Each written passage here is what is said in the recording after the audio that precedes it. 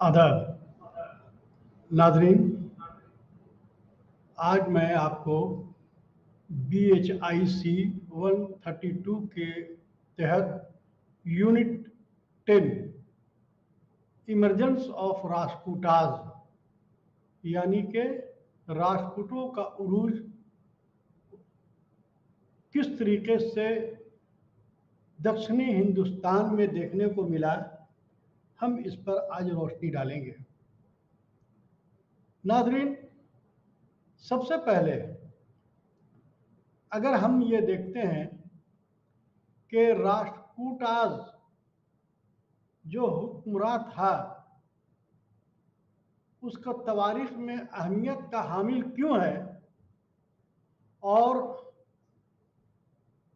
इस तवारीख को पढ़ना आम इंसानों के लिए क्यों ज़रूरी है, मैं इसके ऊपर रोशनी डालने से पहले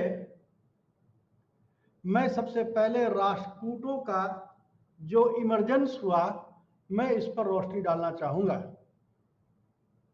सबसे पहले आप देखेंगे कि 750 से लेकर 1206 ईस्वी तक मिडेवल हिस्ट्री के नाम से जाना गया और ये जो हम ये समझ सकते हैं कि हर्षवर्धन हुक्मरान के जवाल पजीर होने के बाद हिंदुस्तान में कुछ ऐसी हुक्मरानें थी जो लगातार ये चाहती थी कि उत्तरी भारत के ऊपर, खासकर कन्नौज, जिसको हिंदी में कानी कुबज और के नाम से जाना जाता है, इसे हासिल करने के पीछे तवारीखदानों ने जो कहा है कि गंगा, जमुना और सरस्वती जो 3 नदियां थी बहती थी, इससे इक्तिसादी हालात बहुत तेजी के साथ मजबूत होने के वजह कर हर शासक, हर हुक्मरान ये चाहता था कि किसी न किसी शक्ल में हम कन्नौज के ऊपर जो कानपुर में है इसको हम हासिल करें। इससे पहले हमने आपको यूनिट 9 में हमने आपको इसके इमरजेंस ऑफ राजपूतास के बारे में रोशनी डाली थी। राजपूत जिसे क्षत्रिय कहा गया है, जो एक मेहमान नवाज, सखावत, अजमत और ख़ानदानी हुक्मरान के रूप में, जिसको आम बोलचाल में ये कहा जाता है कि जिसको जुबान दे दिया उस पर अमल करने वाला ये जाते हुआ करती थी। उसी बीच में दक्षिणी भारत में कई राजवंश हुए और उस राजवंश का अगर हम देखते हैं तो मुझे पता चलता है कि राष्ट्रकूटाज, जैसे राष्ट्र के मानी होता है डिवीजन, प्रांत, और कूटाज के माने होता है प्रमुख, यानी कि उसका सबसे बड़ा उस इलाके का। यह मान लिया जाए कि इसे कदीमी तवारीख में अगर तहसीलदार का नाम अगर कहा जाए कि राष्ट्रकूटाजों का ये काम था कि तहसीलदारी करना, तो ये कहना गलत ना होगा। अब सवाल ये उठता है कि इस तवारीख में राष्ट्रकूटाज की अहमियत का हामिल क्यों है। सबसे बड़ी बात यह है, मैं इस पर रोशनी डालने से पहले मैं रोशनी डालने से पहले मैं आपको बताना चाहूंगा कि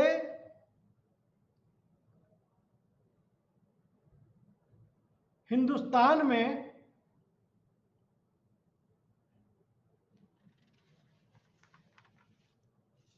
जो हुक्मरां थे वो लगातार कन्नौज को हासिल करने के लिए वो लड़ाई लड़ रहे थे। और ये जो लोग हैं, यानी कि राष्ट्रकूटाजों का, अगर आपसे कोई भी आदमी ये पूछ दे तो ये कौन थे, तो चालुक्य हुक्मरानों का एक जागीरदार था, सामंतवाद था। जागीरदार किसे कहते हैं? जागीरदार उसे कहते हैं कि जो राजा का, हुक्मरान का एक डिवीजन का वो अपने, जैसे आज का गवर्नर किसी भी रियासत का गवर्नर होता है, उसी के हैसियत से एक सामंत होता था। तो बादामी, चालुक्य बादामी जो थे वो उसका ये आखिरी सामंत था। और दंती दुर्ग जो उसका जो है सबसे पहला फाउंडर हुक्मरान हुआ। नाज़रीन, मैं आपको बताना चाहता हूं, अगर आपसे कोई पूछ दे कि बादामी का, चालुक्य का बादामी का राजा कौन था, तो आप उसमें कह दे कि विक्रमाजीत सेकंड का वो जागीरदार था। इसमें कहने में कोई दिक्कत नहीं है, इसलिए कि जो जागीरदार था। और इत्तेफाक की बात यह है कि अगर आप देखेंगे तो आपको यह महसूस होगा कि हुक्मरान भी चालुक्य से लिया और खात्मा भी जो है बेंगी के चालुक्य से हुआ राष्ट्रकूटाज में। तो राष्ट्रकूटों का जो अहमियत का हामिल है उसको बताने से पहले आपको यह मैं बता दूं कि ये राष्ट्रकूटों का जो रहायशगाह थी, अगर उसको आज बताया जाए तो आप ये कह लें कि महाराष्ट्र, कर्नाटक, आंध्र प्रदेश, ये सब सारे दक्षिण भारत के, दक्षिण के हिंदुस्तान के ये लोग वहां पर क़याम पजीर रहा करते थे। लेकिन सबसे पहले इनकी जो तवारीख मिलती है वो बेल्लूर, जो बिदर जिला में है, वहां से ये होता है। लेकिन इन्होंने अपनी राजधानी मान्यखेट में बनाया। हम इस पर रोशनी डालने से पहले सबसे पहले मैं चाहता हूं कि आप तमाम हजरात को, जो लोग हमारी इस ये को सुन रहे हैं, उसको ये बात जानकारी रहनी चाहिए कि राष्ट्रकूटों का अगर शुरुआती दिनों में अगर वहां पर कोई भी जो रहने की जगह थी, जहां पर दंती दुर्ग के जरिया जो ये हुआ, तो क़याम पजीर हुआ, वो जो है बेल्लूर, जो बिदर में है, वो महाराष्ट्र के, कर्नाटक के जगह पर बिदर में। फिर इन्होंने क्या किया कि मानखेट में अपनी राजधानी बनाई। उसके बाद जो है दंती दुर्ग जो है बादामी चालुक्य का जागीरदार था। बाद में चालुक्य को गद्दी से हटाकर वो अपने आप को एक आजाद हुक्मरान को तस्लीम करने में कामयाब हो गया।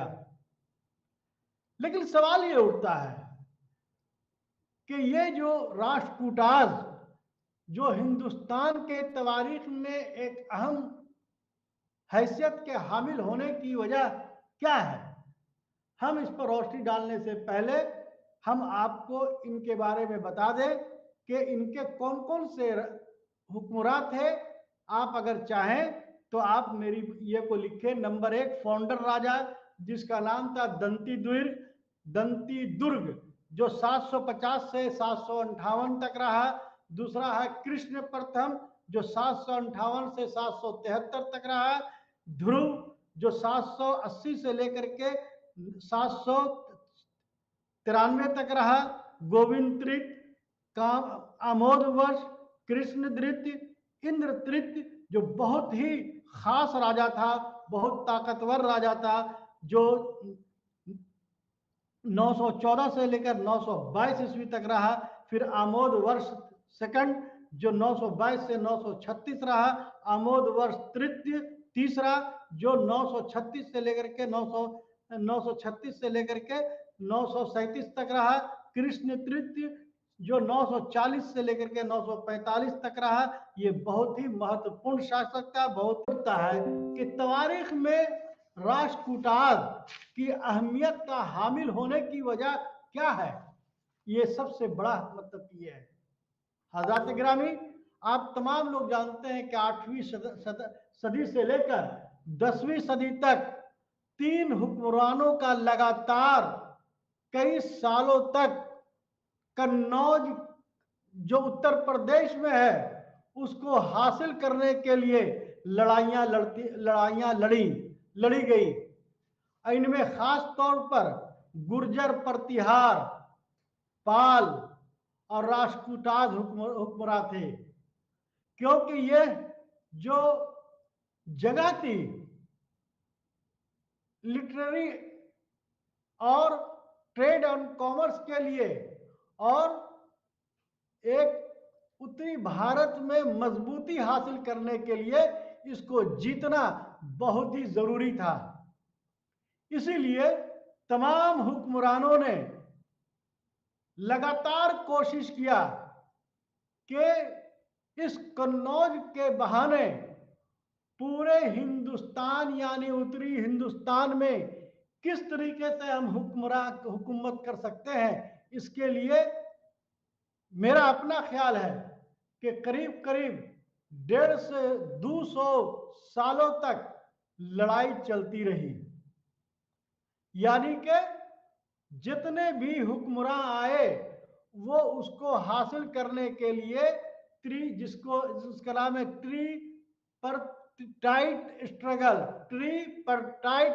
त्रिपक्षीय संघर्ष, यानी कि एक चीज को हासिल करने के लिए 3 राजाओं के बीच में लड़ाइयां होती थी। वो लड़ाई जो मतलब कि ये जो है, जो हुक्मरां थे, अगर आप उसमें देख लें तो गुर्जर प्रतिहार में वत्सराज, नागभट्ट सेकंड, रामभद्र, मिहिर भोज, महेंद्र पाल, ये जो हुक्मरां थे वो गुर्जर प्रतिहार के थे। जाहिर सी बात है कि ये सब जितने भी जो हुक्मरां रहे होंगे, ये सारे अपने अपने वक्त के अलग अलग वक्त में हुकूमत कर रहे थे। उसके बाद आप देख लीजिए कि पाल राजाओं में कौन कौन से राजा ने इस ट्रिपरटाइट स्ट्रगल में हिस्सा लिया। उसमें धर्मपाल, देवपाल, विग्रहपाल, नारायण पाल, ये सारे जो पाल जो थे करीब करीब जो बहुत ही खास अहमियत के हामिल थे, उन तमाम लोगों ने हुकूमतें हासिल करने के लिए उन्होंने लड़ाइयां लड़ी। अब सवाल यह उठता है कि राष्ट्रकूटों में कौन कौन से राजाओं ने इसमें हिस्सा लिया। उसमें ध्रुव, गोविंद तृतीय, गोविंद थर्ड, आमोद वर्ष फर्स्ट और कृष्ण सेकंड, ये सभी हुक्मरान कई मरहलों में लड़ाइयों को लड़ी थी। अब आप तमाम लोगों को ये बात समझ में आ गई होगी कि आखिर जो है ये तमाम हुक्मरान आखिर हासिल करने के लिए क्यों लड़ रहे थे। लड़ने की वजह ये थी कि चूंकि मैंने आपको पहले भी बताया था कि ये जो है दक्कन का जो है जितने भी हुक्मरान ये चाहते थे कि उत्तरी हिंदुस्तान में आए, जो दिल्ली उस वक्त राजधानी होती थी, और कन्नौज के बगल में जो कन्नौज जो एक ऐसी जगह थी जहां पर से गंगा जमुना का जो है ये वहां पर से ट्रेड एंड कॉमर्स करने के लिए बहुत ही सूदमंद साबित होता था। अब सवाल ये उठता है कि आखिर जो है कि ये सब सारे जो मतलब के हुक्मरान थे, उस हुक्मरानों में क्या खास बात थी, खास बात क्या थी। तो इसमें आप ये देखेंगे, अब मैं आपको ये राष्ट्रकूटों के बारे में मैं आपको के सामने पेश करना चाहूंगा। 8वीं सदी के दक्षिण भारतीय सूबों में राष्ट्रकूटों की प्रमुख खास भूमिका रही है। राष्ट्रकूटों ने लगभग करीब करीब 200 वर्षों तक अपनी सियासत को मजबूती से पकड़ा, और लेकिन सवाल ये उठता है कि राष्ट्रकूटों का उत्तरी का ये कौन थे।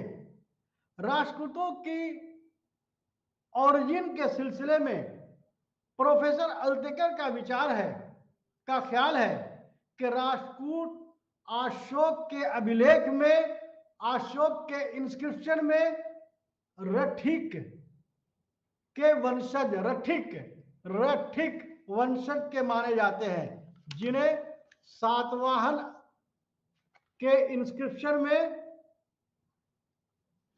मराठियों का नाम से जिक्र किया गया है। कुछ और भी जो तवारीखदानों का मानना है कि राष्ट्रकूट जो थे वो यादव जाति के थे, और कुछ तो कहते हैं कि तेलुगु रोड़ी वंश के खानदान के थे, तेलुगु रेडी वंश के थे। फिलिप साहब का कहना है कि राठौर का जो नाम आया है वो राजपूतों से ताल्लुक रखता है। कुछ तवारीखदानों का मानना है कि राष्ट्रकूट आंध्र प्रदेश के किसान थे। कुछ तवारीखदानों का मानना है कि वो यादव खानदान से ताल्लुक रखते थे। तो जितने भी तवारीखदान हैं वो लोग अलग अलग तरीके से इनके बारे में बताने की कोशिश किया है, इनके बताने की कोशिश किया है। जैसा कि मैंने आपको बताया कि अगर आज के तवारीखदानों से अगर यह जाना जाए कि राष्ट्रकूट का मतलब यह है, तो आपको तहसीलदार यानी कि चालुक वंश में, चालुक खानदान के बादामी में जो राजा जो थे जिसका नाम विक्रमाजीत था, उसका वो तहसीलदार था। रेवेन्यू इकट्ठा करने का वो एक बहुत बड़ा मतलब के जो है उसको जिम्मेदारी दी गई थी। किसको? राष्ट्रकूटों को। अब सवाल ये उठता है कि जब राष्ट्रकूट अपनी हैसियत और हकीकत को मनवा लिया, और मनवाने के बाद इनके बारे में अपनी एक खानदान हुक्मरान को बना लिया, तो हम देखेंगे कि इनका जो है सबसे शुरुआती मरहला में जो इनकी जो जगह जो कही जाती है वो लाटूर, जैसा कि मैंने पहले कहा बिदर बताया गया है। बाद में एलिचपुर एलिचपुर एलिचपुर जो बरार में है। और अल्तेकर साहब ने जिसको ननराज का वंशज भी कहा है। अल्तेकर साहब क्या कह रहे हैं कि ये ननराज का वंशज है और राष्ट्रकूट चालुक्य के जागीरदार थे। लेकिन इनकी कमजोरी को देखते हुए, इससे फायदा उठाते हुए इन्होंने अपने आप को आजाद हुक्मरान तस्लीम करा दिया। 7वीं सदी में इंद्र नामक राजा ने चालुक्य खानदान से शादियात करके अपनी स्थिति को मजबूत बनाया। इसका पहला जो हुक्मरान था, जैसा कि मैंने आप तमाम लोगों को बताया है कि दंती दुर्ग हुआ करता था, जो 735 से 755 ईस्वी तक वो फाउंडर राजा था।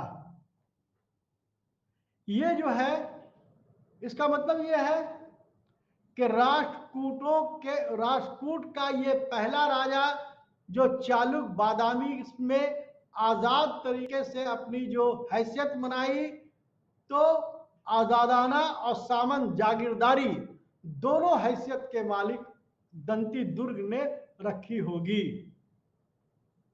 और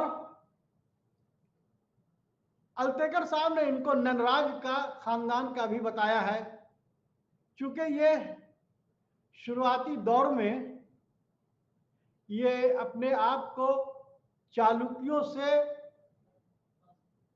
मैटरमोनियल संबंध की वजह कर अपने आप हुक्मरान को मजबूत किया, तो ये एक फाउंडर राजा हुआ। उसके बाद कृष्ण प्रथम हुए।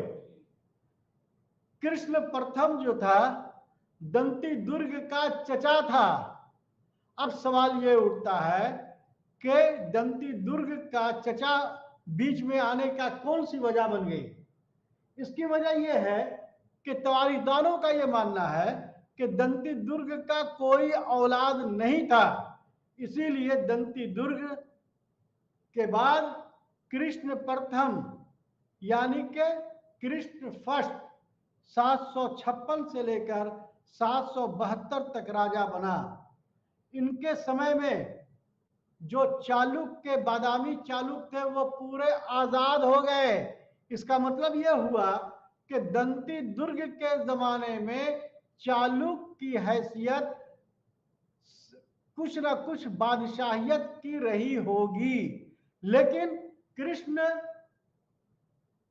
फर्स्ट के समय यह पूरे तरीके से यानी कि चालुक्य के बादामी का खात्मा हो गया था। और सबसे बड़ी इसकी जो है, अगर ये बोला जाए क्या नाम है, बहुत बड़ी मतलब की वजह बनी कि ये इंडिपेंडेंट एक शक्तिशाली और एक जो है बहुत मजबूत हुक्मरान की हैसियत रखा। लेकिन ऐसा नहीं होता है कि कोई भी खानदान हुक्मरान जब कोई भी हिस्से पर लड़ाई करता है तो वो अपनी हैसियत को मनवाने के लिए उसके खानदान के बादामी चालुक्य कोई ना कोई ऐसे नहीं होंगे जो उनका ये। तो चालुक्य राजा कीर्तिवर्मन ने जो है जो थे उनसे कृष्ण प्रथम ने पूरी तरीके से आजाद कर दिया। और उसके बाद जो है उन्होंने अपनी बहुत तेजी के साथ उन्होंने अपने आप को राज्यों को एक्सपेंड करना शुरू कर दिया। उनमें जो है बेंगी के चालुक्य, मैसूर के गंग शासक को हराया। उसके बाद सहपन नाम का एक राजा था, उसको दक्षिण कोंकण में उसको हराया। उसके बाद मध्य प्रदेश के पूरे हिस्से पर मराठी क्षेत्र और हैदराबाद पर अपना अधिकार कर लिया। कृष्ण ने ही एलोरा के प्रसिद्ध कैलाश मंदिर का तामीर करवाया। अब सवाल ये उठता है कि इतिहास में, तवारीख में कैलाश मंदिर की हैसियत क्या थी। तो आपको मैं इस पर रोशनी डालूं कि कैलाश मंदिर जो है वो जो है औरंगाबाद महाराष्ट्र में जो था, वो जिसकी सबसे बड़ी खूबी क्या है कि उस मंदिर की एक पहाड़, यानी कि एक पहाड़ से जो है उसकी जो है मतलब पहाड़ों से के में खोद करके उसकी बनाई गई, उसमें कहीं पर से भी जो है ज्वाइंट नाम का चीज नहीं है, पहाड़ों पर खोदा हुआ, जिसमें 30 गुफाएं हैं। इसको नोट करने की जरूरत है। अब ये जो 30 गुफाएं हैं, इसकी हैसियत इस तरीके की है कि उसमें जितना, मैं आपको बता दूं कि राष्ट्रकूटाज के जितने भी हुक्मरान थे वो ज्यादातर जैन धर्म के मानने वाले थे। आमोद वर्ष के बारे में कहा जाता है कि जैन धर्म के मानने वाले थे, वो बहुत ही मजबूत हुक्मरान थे। लेकिन मेरा ये अपना मानना है कि राष्ट्रकूटों का जो सबसे बड़ी बात यह है कि वो तमाम धर्मों को प्राशय देते थे, तमाम धर्मों को वो अपनी ये क्या नाम है, ये में अलग मुकाम देते थे। ब्राह्मण धर्म में शैव धर्म और बौद्ध धर्म और जैन धर्म, ये तीनों धर्मों का आप अगर देखेंगे तो वहां पर आपको उसका उस कैलाश मंदिर में आपको देखने को मिलेंगे। ये जो है 30 गुफाओं में बना है और सभी पर जो है उसमें चित्रकारी बना हुआ है, जिसमें तरह तरह के जो है फन कला आर्ट देखने को मिलेंगे। इसलिए कृष्ण प्रथम का सबसे पहला ये है कि इसने जो है कैलाश मंदिर को, जो औरंगाबाद महाराष्ट्र में है, इन्होंने एलोरा में एक कैलाश मंदिर बनवाया।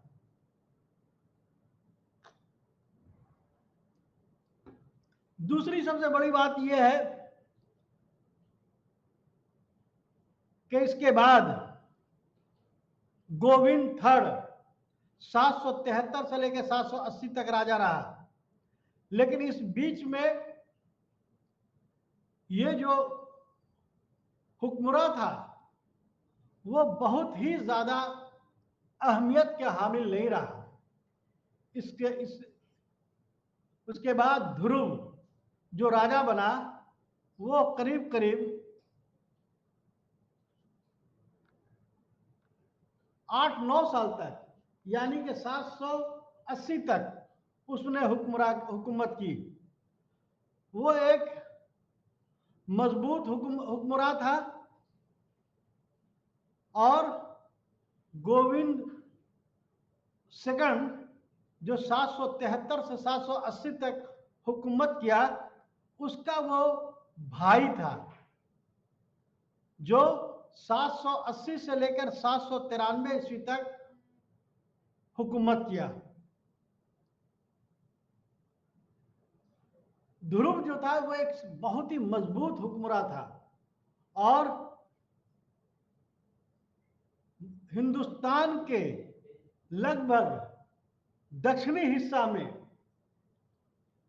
हिस्सा में वो बहुत तेजी के साथ अपने आप को हैसियत मनवाने में कामयाब हो गया था। उसने गंगाराज श्री पुरुष मुतरस को हराया और गंगावाड़ी पर कब्जा कर लिया। उसके दक्षिणी कावेरी नदी तक उसकी राज को फैलाने में, हुक्मरान को फैलाने में कामयाब रहा। उसके बाद ध्रुव ही एक ऐसा हुक्मरान था जो उत्तरी भारत की तरफ उसकी निगाह गई। यहीं से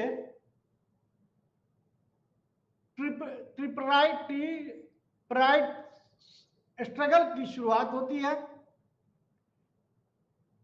और इसमें जो है पाल, गुर्जर प्रतिहार और राष्ट्रकूट खानदानों ने बहुत तेजी के साथ हिस्सा लिया।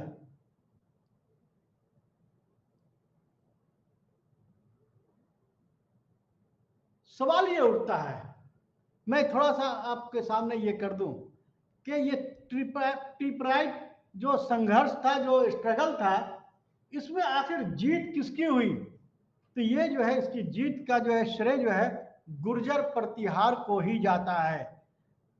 अब ये देख लीजिए,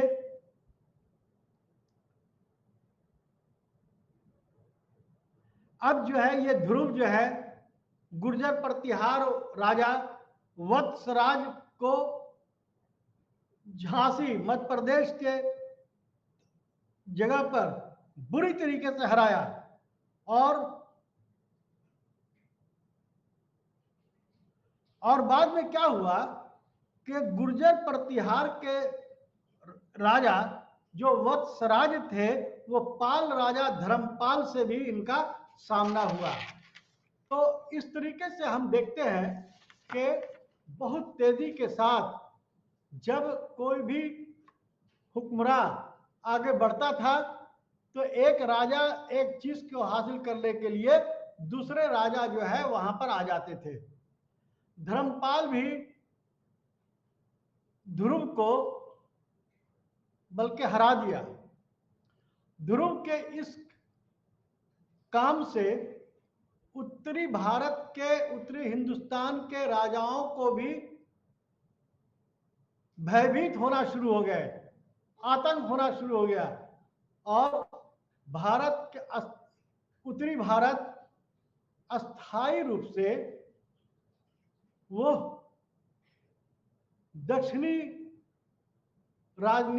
सियासी लोग वहां पर कब्जा करने का तहैया कर लिया था। अब ये तो हो गए, ध्रुव हो गए। तीसरा जो सबसे अहम जो राजा हुआ वो हुआ गोविंद थर्ड। ये जो राष्ट्रकूटों का सबसे इंपॉर्टेंट राजा था, जो 783 से लेकर 814 ईस्वी तक इन्होंने हुकूमत किया। अपने पिता की गद्दी को रिटायरमेंट लेने के बाद अपने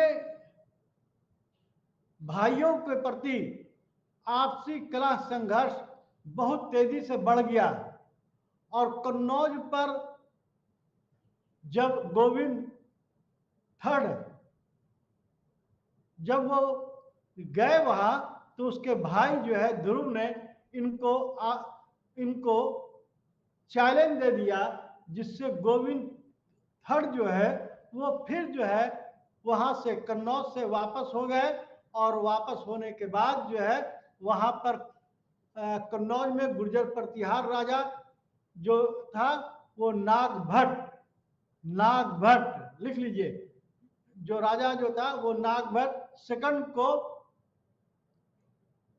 वहां पर कुछ दिनों के लिए उसने वहां पर छोड़ दिया, यानी कि नागभट्ट मतलब के वहां पर ये हो गए।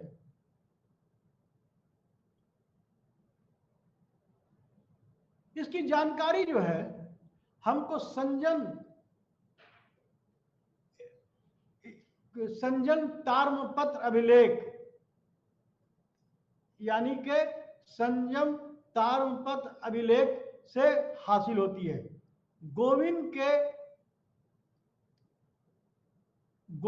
के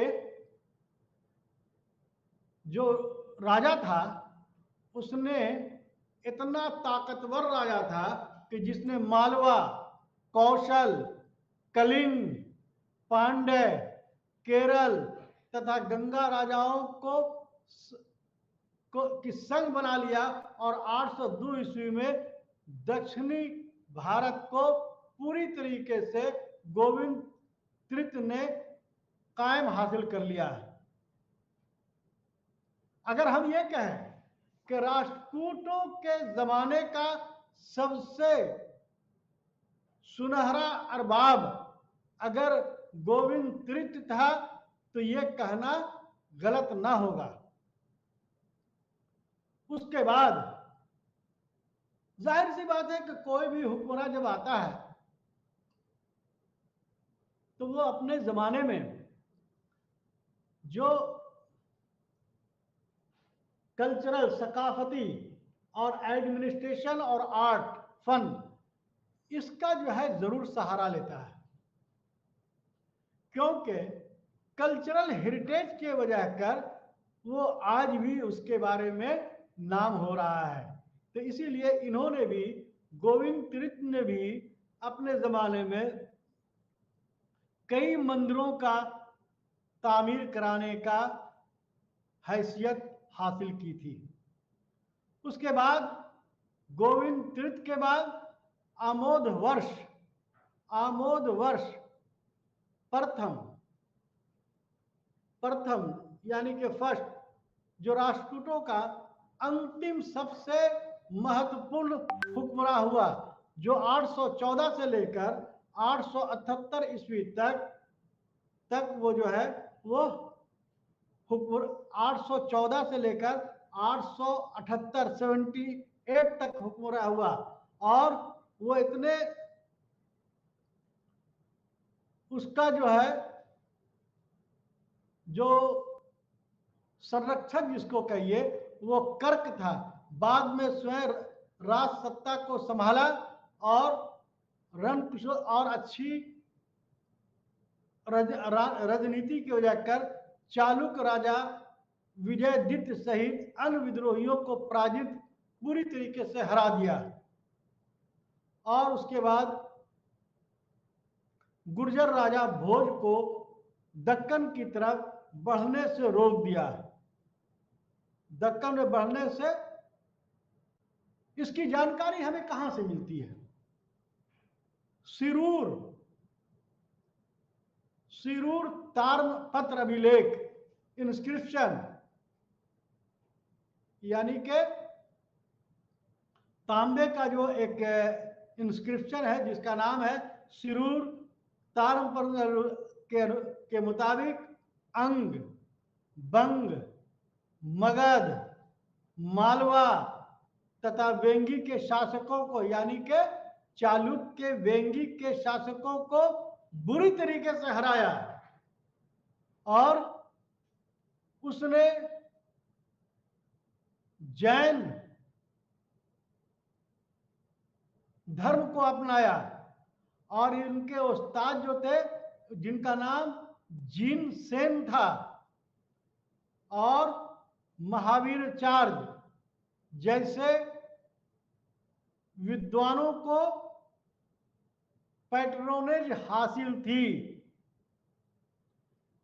जिनसेन ने हरिवंश तथा महावीराचार्य ने गणित सार संग्रह की रचना यानी कि राइटिंग किया। आमोद वर्ष जैन धर्म का मानने वाला था और आमोद वर्ष के जमाने में अरब यात्री सुलेमान आए थे। अब आप देख लीजिए, इसका मतलब यह है कि आमोद वर्ष जो 814 से लेकर 878 ईस्वी में रहा और जिसको पैट्रोनेज कर्क ने दिया, एक लंबे हुक्मरान की हैसियत से उसने हुकूमत की। और हुकूमत करने के बाद जितने भी जो बड़े बड़े राइटर्स थे, जितने बड़े बड़े आलिम थे, उनकी जो है उनको पैट्रोनेज मिला। और उन्हीं के सरबराही में ये जो है जो शासक थे, हुक्मरान थे, वो कल्चरल हेरिटेज को बनाने में कामयाब रहे।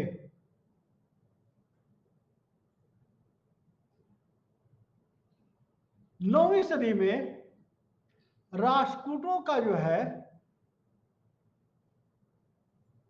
जवाल पजीर होना शुरू हो गया। और कृष्ण सेकंड जो 878 से 914 ईस्वी तक अनेक मतलब बहुत ज्यादा लड़ाइयां लड़ी, जिसमें राष्ट्रकूटों की शक्ति जो है दिन ब दिन कम होती गई और बेंगी के चालुक राजा भीम को हराया। परंतु चोलों और गुर्जरों से उसकी हार होती गई और इंद्र थर्ड 914 से 917 ईस्वी तक, गोविंद फोर्थ को 927 से 936 ईस्वी तक, आमोद वर्ष तृतीय 936 से 939 ईस्वी तक महत्वपूर्ण शासक थे। लेकिन ये लोग महत्वहीन हो गए, यानी कि बहुत कमजोर शासक हो गए।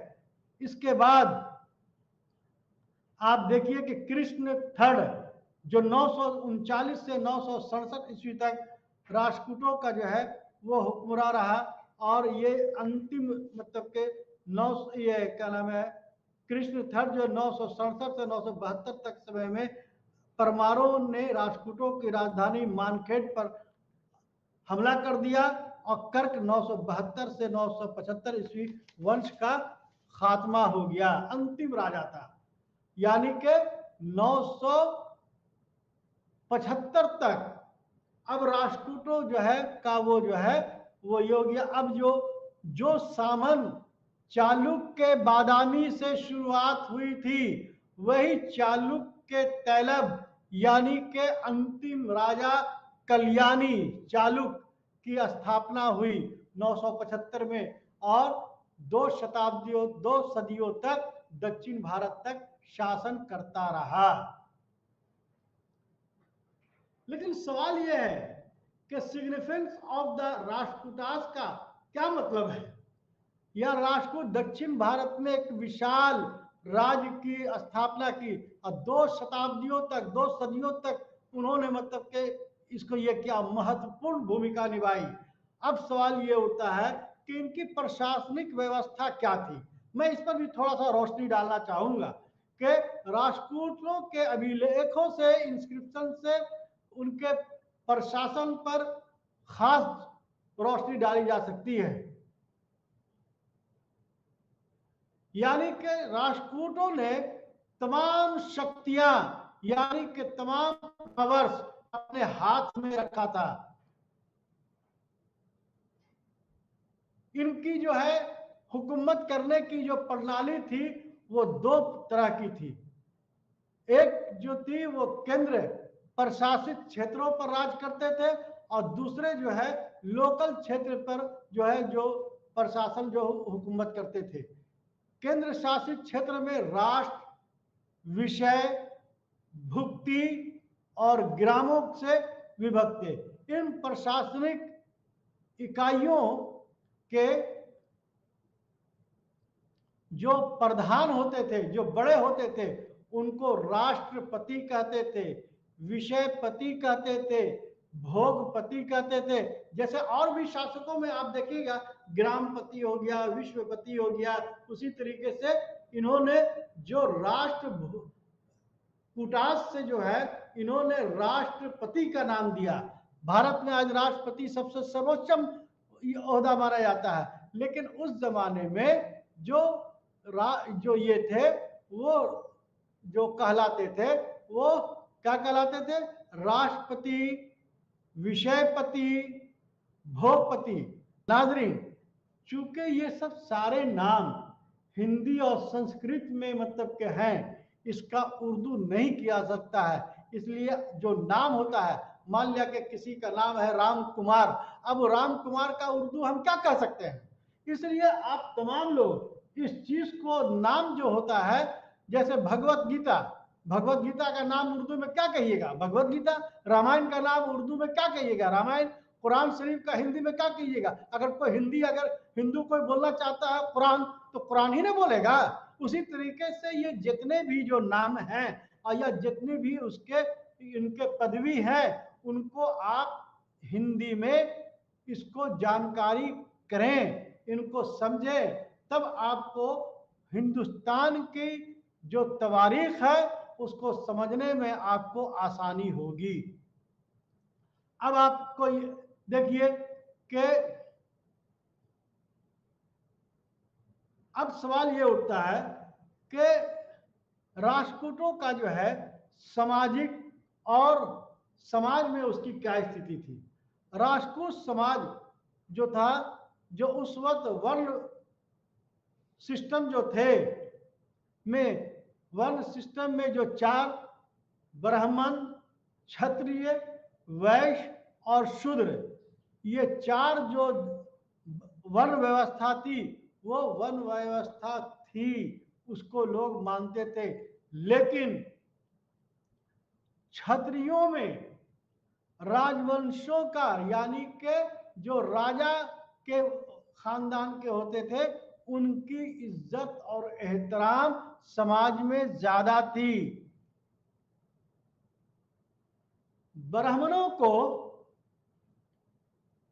भी उस वक्त इज्जत थी, लेकिन ब्राह्मण में वो कौन से लोग जो राजशाही के में चाहे तो वो नौकरी करते थे, या जो उनको मशवरा देने वाले जो लोग थे, उनकी भी हैसियत बहुत ही अच्छी थी।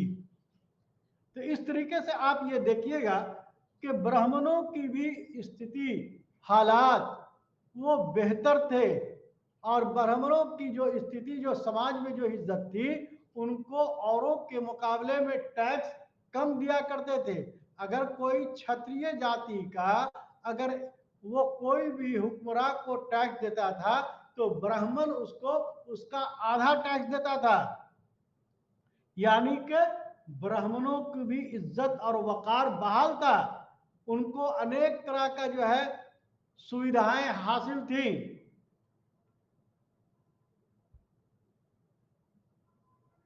गरीब ब्राह्मणों को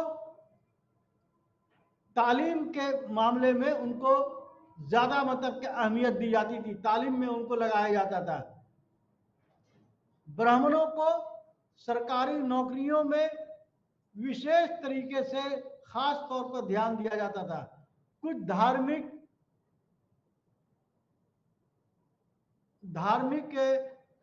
ये क्या नाम है, अनुष्ठान, यानी के कार्यक्रम में, यानी जो मैट्रिमोनियल या जो मतलब कि ये होते हैं, जो अनुष्ठान जो होते हैं, जो धार्मिक जो रिवाज होते हैं, उसमें उनकी इज्जत बहुत ज्यादा थी। लेकिन ऐसा नहीं, वैश्यों की स्थिति जो है अच्छी नहीं थी, लेकिन शूद्रों की स्थिति में काफी सुधार हुआ था। धार्मिक यानी कि मजहबी किताबें पढ़ने का उनको हैसियत बहाल हो गई थी। अनटचबिलिटी समाज में बिल्कुल खत्म हो चुकी थी, और कहीं कहीं पर जो गांव वगैरह में उसे देखने को भी मिलता था। लेकिन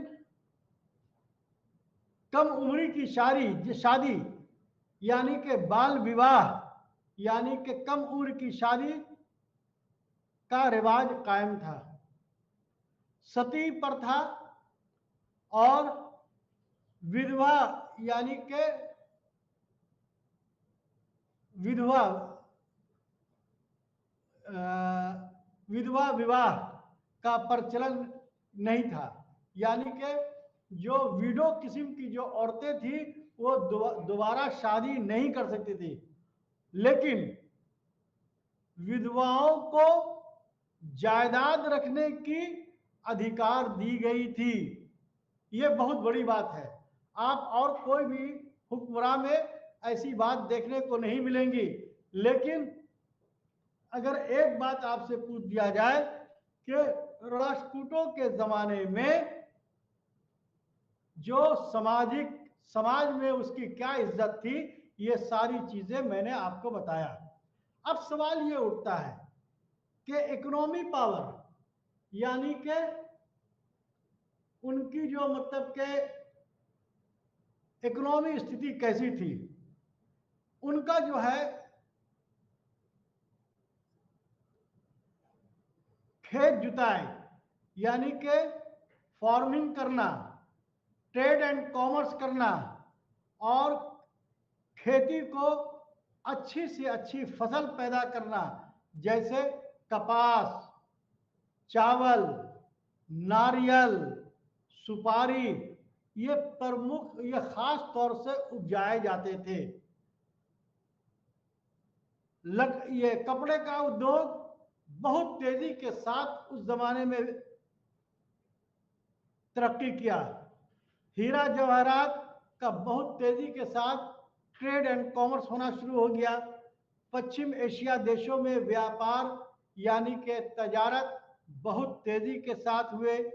और लेकिन सबसे खास बात यह है कि राष्ट्रकूटों के जमाने में कोई भी ऐसा यानी कि सिक्का देखने को नहीं मिला, यानी कि बार्टर सिस्टम उस वक्त तक भी राइज था। अरब के जो कारोबारी थे, ट्रेड एंड कॉमर्स, राष्ट्रकूटों के जमाने में बहुत तेजी के साथ तरक्की हुई। इसीलिए आप देखिएगा कि जितने भी जो ये सफीर हुए, यानी कि अबू सुलेमान हुए, अबू जर हुए, और जितने भी जो मतलब के थे, उनके ज़माने में आना जाना शुरू किया। अब सवाल ये उठता है कि राष्ट्रकूटों का जो है तालीम में उसकी क्या अहमियत थी। राष्ट्रकूट जो है तालीम याफ्ता थे, वो तालीम के बहुत बड़े प्रेमी थे। उन्होंने तालीम हासिल करने के लिए बहुत सारे बिहार और बहुत सारे तालीम गाहों का जो है तामीर करवाया। और यही वजह है कि उन्होंने जो है बहुत तेजी के साथ जो है तालीम के ऊपर ध्यान दिया। उन्होंने मंदिरों को जो है, बिहारों को शिक्षा का एक जगह बनाया। तालीम के हासिल करने के लिए ही संस्कृत, कन्नड़ भाषा, मराठी भाषा और लिटरेचर का विकास किया। अगर आपसे कोई भी आदमी पूछ दे कि तालीम के मामले में संस्कृत, कन्नड़ और मराठी भाषा का फरोग देने वाला कौन शासक था, तो ये सारे मतलब के जो है राष्ट्रकूट वंश के ही थे। उसके बाद जो है आप देखेंगे कि जैनियों का प्रमुख जो है भाषा यानी कि साहित्य और भाषा में जैनियों का बहुत ज्यादा फरोग हुआ। इसके जमाने में जो बहुत सारे ऐसे मतलब के जो ये क्या नाम है, आलिम थे, यानी स्कॉलर कहा जाए, तो उसमें कुछ नाम आपको हम पेश करना चाहेंगे, जो आप तमाम लोग इसको अगर आप लिख लें तो आपके लिए सुदवन साबित होगा। यानी कि संस्कृत भाषा, कन्नड़ भाषा और मराठी भाषा का फरोग देने वाला कौन था, तो ये जो लोग जो थे वो कौन थे, राष्ट्रकूट लोग थे। उसके बाद जो है आपको जो है जो जैनियों का प्रमुख जो मतलब के कंट्रीब्यूशन था उस दौर में, उसमें जो है कुमारिल जो विद्वान थे, जो तालीम याफ्ता थे, जो स्कॉलर थे, उनका नाम था कुमारिल, वाचस्पति, कात्यायन, अंगिरस, हलायुध, औलंक, विद्यानंद, जिनसेन, प्रभाचंद्र, हरिसेन, गुणचंद्र और सोमदेव का नाम बहुत ही अहमियत के हामिल है। यानी कि ये लोग जो थे, जो भाषा, जो जुबान को फरोग देने में इन तमाम स्कॉलरों का बहुत ही अहमियत हासिल थी। और इन लोगों के जरिया जो किताबें लिखी गई उसको भी लिख लिया जाए, ताकि आपको ये जो है आसानी हो आपको बताने में। इसमें जो है आदि पुराण, अगर आपसे कोई पूछ दे कि आदि पुराण विक्रमा विजय जिसने पंप ने लिखा था, कौन लिखा था, आदि पुराण और विक्रमार्जुन विजय जिन्होंने पंप ने लिखा था, शांति पुराण पौर ने लिखा था, अजीत पुराण रन ने लिखा था, हरिवंश जिनसेन ने लिखा था, नीति तवा क्या मृत्य तथा यश यश सतीलक चंपू ये सोमदेव ने लिखा था। ये सब सारी किताबों का नाम है। कविराज मार्ग आमोद वर्ष पर फर्स्ट ने लिखा था। नल चंपू त्रिविक्रम भट्ट ने लिखा था। कवि रहस्य हलायुग्ध ने लिखा था। श्लोक वार्तिका तंत्र वार्तिका तुप्तिका कुमारिल ने लिखा था तथा न्याय कानिका वाचस्पति ने लिखा था।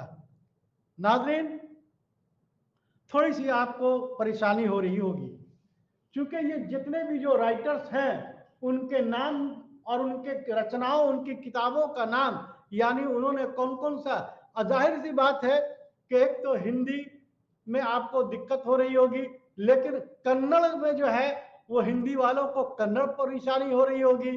तो इसी वजह कर जो कन्नड़ को फरोग देने में इन राजाओं की जो अहमियत हासिल थी तो उनका हमको आपके सामने बताना जरूरी था।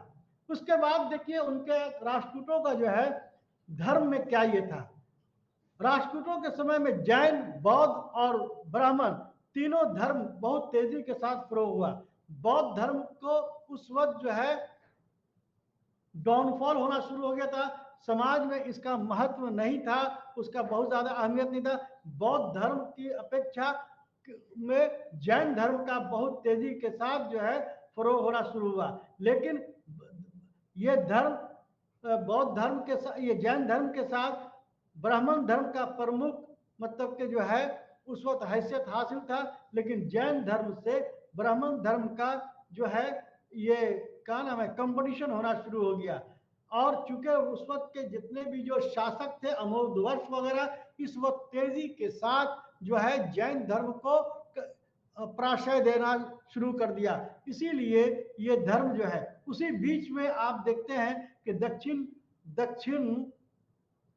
भारत में राष्ट्रकूटों के समय में इस्लाम धर्म का भी जो है प्रचार प्रसार होना शुरू हो गया था। राष्ट्रकूटों ने अपने राज्य में अरबों को बसाने के लिए मस्जिदें बनवाना शुरू कर दिया। इससे जो है ट्रेड एंड कॉमर्स बहुत तेजी के साथ ये हुआ। भारतीयों और अरबों के जो कल्चरल मतलब के जो ये था वो बहुत ही जो है विकास हुआ और मंदिरों का भी बहुत तेजी के साथ उसमें ये फरोग हुआ। अब सवाल ये उठता है कि फन में राष्ट्रकूटों की क्या हैसियत थी। राष्ट्रकूट शासक काल में दौर में क्या नाम है यानी कि कल्चरल हेरिटेज का बहुत ज्यादा मतलब के जो है ये फरोग हुआ उसमें, क्योंकि जितने भी जो हुक्मरान थे वो उसके बावजूद मंदिर का जो है निर्माण तेजी के साथ होना शुरू हुआ। और उसके बाद राष्ट्रकूटों के समय का जो सबसे बड़ा मंदिर जो एलोरा का कैलाश मंदिर है, इसका कृष्ण प्रथम के जमाने में हुआ था, जो चट्टान को काट कर इसके जो एक बड़ा मंदिर का तामीर करवाया था। मंदिर की दीवारों पर बहुत सारे जो है ये आर्ट यानी कि चित्र बनाए गए थे। और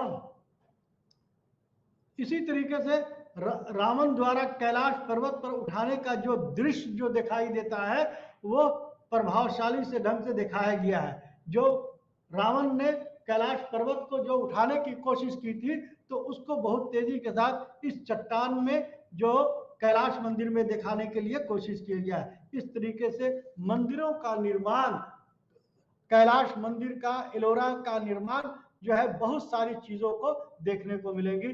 शुक्रिया।